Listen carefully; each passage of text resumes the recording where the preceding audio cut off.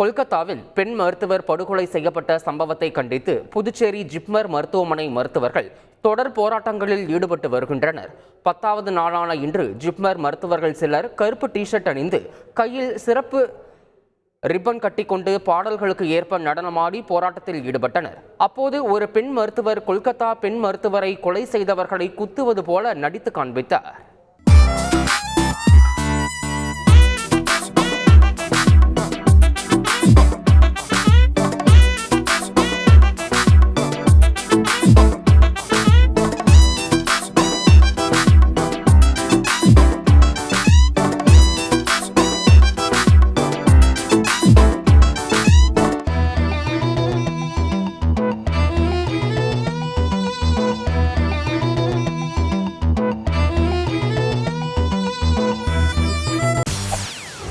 செய்திகளை உடனுக்குடன் தெரிந்து கொள்ள உடனே சப்ஸ்கிரைப் பண்ணுங்க.